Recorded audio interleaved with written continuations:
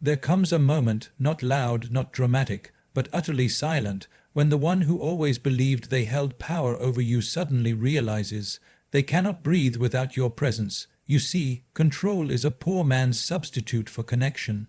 The narcissist, blinded by their illusion of superiority, treats affection like a transaction. As long as you play the role they wrote for you, they applaud, but the moment you step off the stage, they are lost. They never loved you as a soul, they loved the reflection of themselves they saw in your eyes.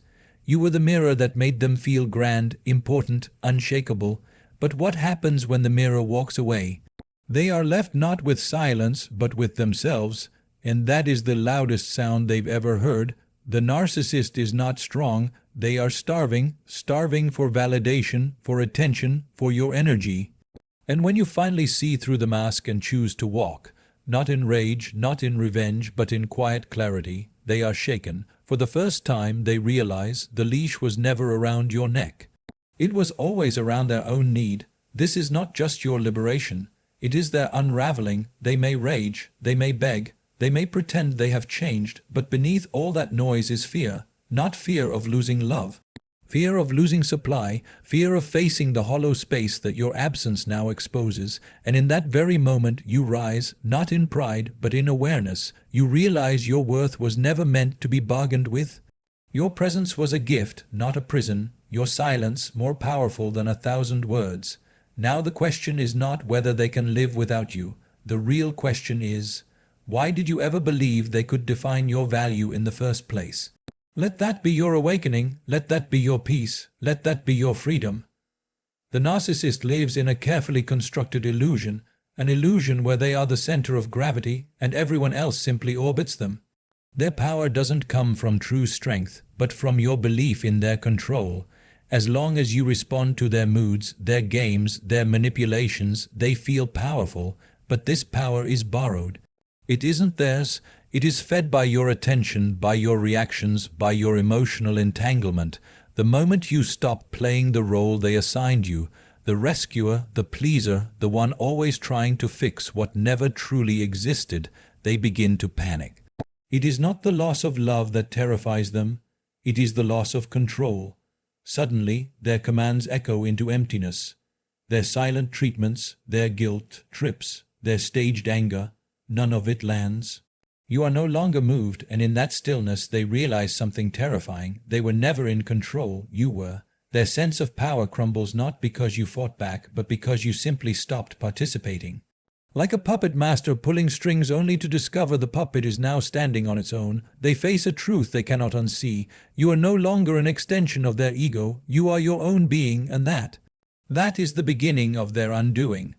What often looks like dominance is nothing more than hidden dependence dressed in arrogance. The narcissist parades as the one in control, the one who doesn't need anyone, the one whose life supposedly functions with or without you. But look closely.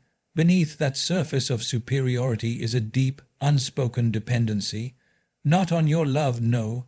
They don't recognize love in the way most do. What they crave is your energy, your attention, your validation, your presence that reflects back the image they want to believe about themselves. They act as though you are the needy one, that without them you are lost, but the truth is far more uncomfortable for them to face. They cannot bear the thought of you walking away, not because they love you, but because without you their illusion collapses. You were the audience to their performance. You were the light that made their shadow look large. Take that away, and what are they left with? Their dominance is a cover. Their control is camouflage. It's a strategy to keep you close while convincing you that they don't need you. But when you finally walk, not in anger but in dignity, they come undone. Suddenly the mask slips. Their confidence cracks. And what emerges is not the mighty ruler they pretended to be, but a desperate soul, terrified of being irrelevant. It's not that they ever truly had power over you. It's that you allowed them to believe they did. And now, without your willingness to participate in the lie, their dominance dissolves into dust, and their dependency is revealed in all its quiet desperation. To the narcissist, you were never just a person. You were a mirror, one that reflected back to them the image they desperately wanted to see. your admiration, your empathy, your constant effort to understand them, to please them, these were not received as love, but as proof of their self-constructed greatness. They didn't look at you to know you, they looked at you to see themselves more clearly, but here is the truth they cannot face. Without you, there is no reflection. Without your presence, they are forced to sit with what they have always tried to escape, the deep, gnawing emptiness within. An emptiness they've masked with charm, control, or chaos. But no matter how loud they are, no matter how confident they seem, that void has always been there. You filled the silence in their mind. You gave form to their formless identity. But the moment you step away, the illusion breaks. There's no one left to validate the story they tell themselves, no one to echo their false sense of worth, and suddenly they must face themselves without distraction. And what do they find? Not strength, not superiority, not wisdom, but a hollow space where connection should have been. The narcissist, without their mirror, begins to vanish into the very emptiness they've spent their life denying. And in that moment, your absence becomes louder than all the noise they ever made. Not because you said anything, but because the reflection is gone, and now they must look directly into the void. ChatGPT said, "There is a kind of revenge that does not scream, does not argue, and does not destroy. It simply walks away, with grace, with clarity, and with a stillness that echoes louder than any outburst ever could. When you no longer need to explain your pain, when you no longer beg to be understood, and when your silence replaces your suffering, that is the moment the soul speaks its most powerful truth. The narcissist thrives on reaction. Your tears, your confusion, your attempts to make them see, these are the food that feeds their false identity. They want you entangled, always trying, always hoping, always breaking just a little more to keep the connection alive. But when your soul finally says, enough, and not with words, but with absence, it delivers the most piercing blow of all, not because it was meant to hurt, but because it was real. In that silence, they feel something unfamiliar, the weight of their own actions. Not filtered through your pleading, not hidden beneath your forgiveness, but raw and bare. Your soul does not seek revenge, but in its refusal to play the game, it exposes the truth. They were never the strong one.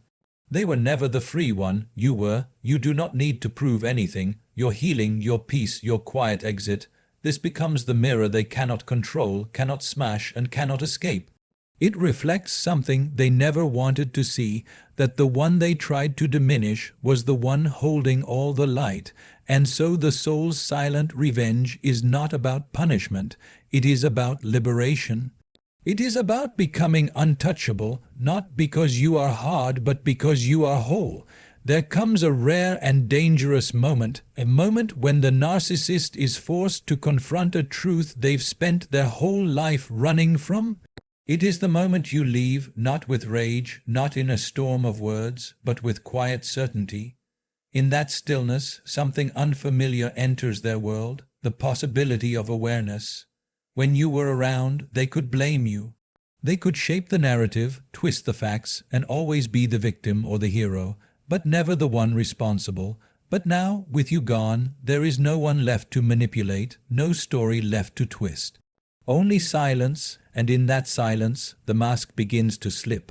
A crack forms, and through it, light, or madness, may enter. For some, this becomes a chance at awakening, not because they choose it, but because reality leaves them no other choice. They may begin to see the patterns, the harm, the emptiness, and the lies they've lived in. It's rare, but possible. The pain of your absence can serve as a mirror not of what they lost, but of who they were all along. But more often it is collapse. The fragile ego that was built on manipulation begins to break. Without you, they have no supply, no one to reflect their false self back to them, and so they descend further into blame, into fantasy, into deeper layers of illusion. They may latch onto someone new, trying to replicate what they had with you, but nothing fits quite the same, because what they lost was not just a person, it was the one thread holding their fractured identity together. So in this moment, they stand at a fork in the road, to awaken or to collapse, and while the choice is theirs, the power of the moment belongs to you, for it was your departure, not your pleading, that brought them to this threshold. Whether they rise or fall, you have already risen. There is a profound shift that happens the moment you stop needing validation from the one who always made you feel not enough. The moment you no longer crave their attention, their approval, or even their understanding, you move from being bound to being free. You become the master, not of them, but of yourself. And that is the only mastery that ever truly matters. For so long, the dynamic was tilted. You bent, you waited, you explained, you forgave, hoping they would finally see you, value you, meet you halfway. But the narcissist is not looking to meet. They are looking to dominate. And as long as you kept dancing to their rhythm, you remained a slave to their chaos. But freedom does not come with fighting them. It comes when you step outside the game altogether. When you no longer respond to the bait, when their words lose their grip on your emotions, and when your peace is no longer something they can touch, you rise, not above them, but beyond them. You don't need to shout that you've changed. You don't need to prove that you've healed. Your very presence, calm, clear, unmoved, is enough. It is the posture of a master of your emotions, a master of your choices, a master of your boundaries. And they will feel it deeply because they know the version of you that used to chase, to please, to explain. But this version, the one who walks with quiet power, they do not know how to control, and that terrifies them. The greatest lesson is not in revenge or resistance, but in becoming so whole within yourself that no one else gets to define your worth. That is the true reversal. That is the unseen victory. When you no longer dance for their approval, the strings fall away, and you at last are free. So now the moment has come, the moment the narcissist realizes they can't live without you. But by then, something far more important has already happened. You've realized you can live without them. This was never about them. It was always about you. About the journey from confusion to clarity, from bondage to freedom, from constantly seeking love outside to finally discovering the well of strength within.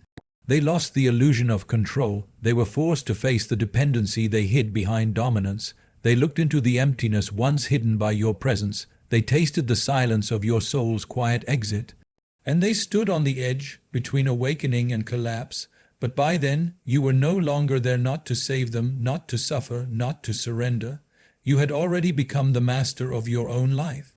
Calm, whole, free, let this be your truth. You are not someone's reflection. You are your own light. You are not here to be controlled. You are here to walk in awareness. And when you choose that, not even the deepest manipulation can hold you. Let your silence teach, let your peace echo, and let your life be the proof that walking away was never the end. It was the beginning of everything real.